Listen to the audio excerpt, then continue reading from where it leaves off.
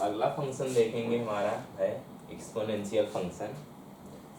तो exponential function को हम डिफाइन करेंगे इस तरह कि ए की पावर एक्स, जहाँ पे ए हमारा एक रियल नंबर और ए की वैल्यू पॉजिटिव और 1 के बराबर अगर नहीं है तो इस केस में ए की पावर एक्स जो होगा वो एक एक्सपोनेंशियल फंक्शन को रिप्रेजेंट करेगा, या इस तरह हमारा जो फंक्शन लिखा होगा इसको हम एक्सपोनेंशियल फंक्शन कहेंगे।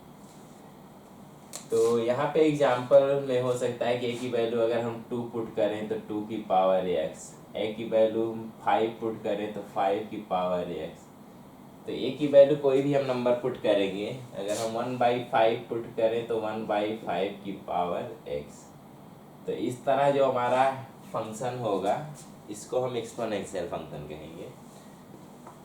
अब इसका अगर हम ग्राफ ड्रा करें, अगर कहें y = a की पावर x का हमें ग्राफ ड्रा करना है, तो दो केस, a की वैल्यू जब 1 से बड़ी होगी, दूसरा a की वैल्यू 0 और 1 के बीच में जब होगी, तब हमारा ग्राफ थोड़ा डिफरेंट बनेंगे। तो दोनों केस में जो शेप होगा ग्राफ का, तो पहले केस में हमारा जो ग्राफ बनेगा उसका शेप इस तरह होगा कि हमारा जो एक्स एक्सिस है उसको कहीं पे इनफाइनाइट पे जाके टेंड कर रहा होगा टच करने को।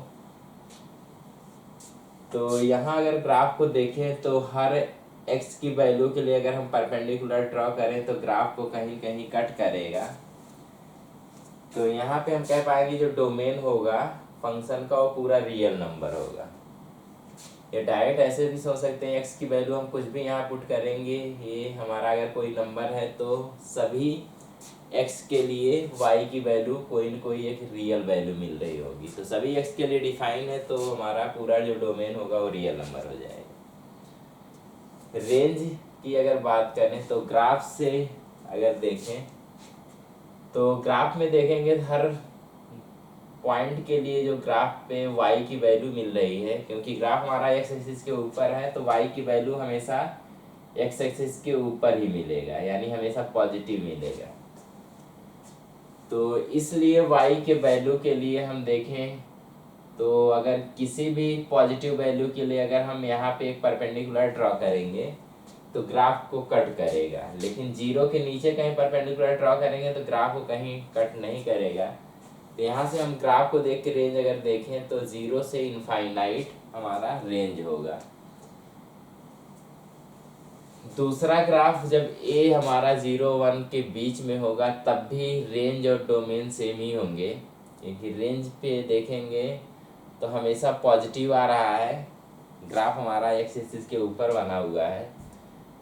तो इनफाइनाइट पे कहीं पे जाके इस लाइन को टच करने की कोशिश कर रहा है, तो यहाँ पे वही 0 से हमेशा बड़ा होगा और 0 से इनफाइनाइट तक कुछ भी हो सकता है। जैसे जैसे हम एक्स के निगेटिव की तरफ जाएंगे हमारा वैल्यू इनफाइनाइट होता जाएगा। तो यहाँ भी हमारा रेंज 0 से इनफाइनाइट होगा और डोमेन सभी एक्स के लिए ग्राफ को कट करेगा तो पूरा रियल नंबर होगा। तो एक्सपोनेंशियल फंक्शन में याद रखना है डोमेन पूरा रियल नंबर होगा, रेंज हमारा 0 से इनफाइनाइट यानी पॉजिटिव कोई रियल नंबर होगा। दूसरा फंक्शन हम लॉगरिथमिक फंक्शन देखते हैं। लॉगरिथमिक फंक्शन जो होता है एक्सपोनेंशियल फंक्शन का इनवर्स होता है। तो इनवर्स फंक्शन में केस होता है कि जो डोमेन होता है वो रेंज बन जाता है, जो रेंज होता है वो दूसरे के लिए डोमेन बन जाता है। तो अगर इसका इनवर्स लॉगरिथमिक फंक्शन है तो डोमेन जो होगा वो इसके लिए रेंज हो जाएगा, यानी रेंज हमारा पूरा रियल नंबर होगा और डोमेन हमारा 0 से इनफाइनाइट। तो यहाँ ग्राफ से भी देख के अंदाज़ा लगा सकते हैं कि हमारा जो डोमेन होगा, क्योंकि x की पॉजिटिव के वैल्यू के लिए जब हम x एक्सिस पे परपेंडिकुलर ड्रॉ करेंगे तो ग्राफ को कहीं पे कट करता हुआ दिखेगा, निगेटिव के लिए कहीं पे नहीं दिखेगा। तो डोमेन हमेशा पॉजिटिव में होगा, यानी x पॉजिटिव के लिए ही ये डिफाइन है, यानी log x केवल x पॉजिटिव के लिए डिफाइन होगा। तो डोमेन हमारा 0 से इनफाइनाइट। रेंज देखें तो रेंज y की वैल्यू पॉसिबल हर y के वैल्यू के लिए ग्राफ दिख रहा है, कहीं पे कट करता हुआ मिलेगा। हम y के किसी भी वैल्यू के लिए एक परपेंडिकुलर ड्रॉ करेंगे तो ग्राफ को एक पॉइंट पे कट करता हुआ मिलेगा। तो यहाँ से हम देख सकते हैं y के हर वैल्यू के लिए एक y ग्राफ पे पॉइंट मिल रहा है, इसका मतलब सभी y की वैल्यू रेंज बनेगा। तो इस लॉगरिथमिक फंक्शन के लिए हमारा जो रेंज होगा वो पूरा रियल नंबर होगा।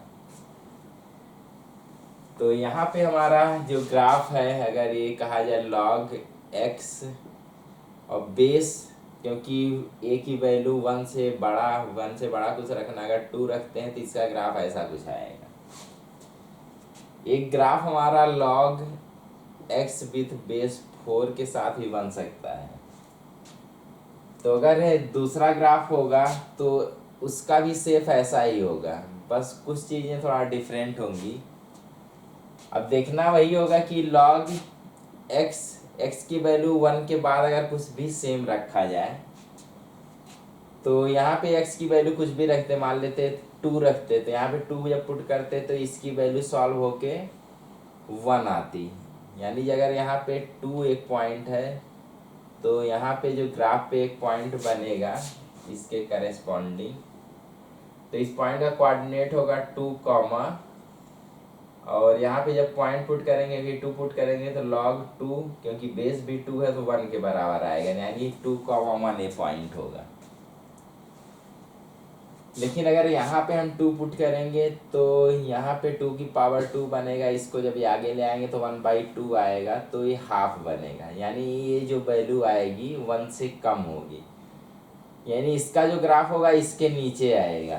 तो हमारा जो ग्राफ होगा इसके नीचे ऐसे, और इस साइड क्या होगा, उल्टा हो जाएगा, इसके पीछे ऊपर बनेगा, ऐसे पीछे जाएगा। तो शेप सेम दिखेगा, बस इस तरह कुछ थोड़ा सा डिफरेंस जो बनेगा उसको हम वही वैल्यू से ऑब्जर्व करके देख सकते हैं कौन सा नीचे होगा कौन सा ऊपर। तो ये वाला graph log x with base 4 का होगा।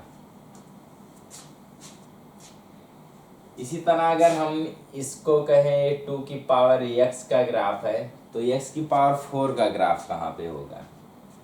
तो यहाँ पे अगर एक पॉइंट 1 लें तो x 2 की पावर 1, और अगला अगर हम 4 की पावर 1 करें तो 4 की पावर 1 ऊपर होगा। तो ग्राफ यहाँ पे एक ऊपर ऐसे आएगा, तो सेम समझना है, बस यहाँ पे कुछ डिफरेंट जो होगा ऐसे ऊपर नीचे का फेस।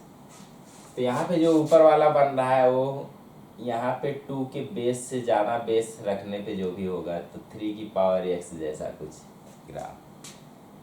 तो 0 के इस साइड जो ऊपर होगा वो इधर आने पे नीचे हो जाएगा, तो इस पॉइंट को भी ध्यान रखना है। और उसी तरह यहाँ भी केस होगा कि 2 ग्राफ बनेंगे, एक जो ऊपर होगा यहाँ पे आके 1 पे कट करेगा और नीचे बन जाएगा। यहाँ भी वही केस होगा, जो ऊपर होगा इधर आके इसके नीचे ऐसे। तो यहाँ पे वही डिफ्रेंशिएट करेंगे कि कौन सा ग्राफ किसके लिए। जैसे ये वाला कहा जाए कि अगर 1 की पावर 1/2 की पावर x का है, तो नीचे वाला हमारा किसका बनेगा।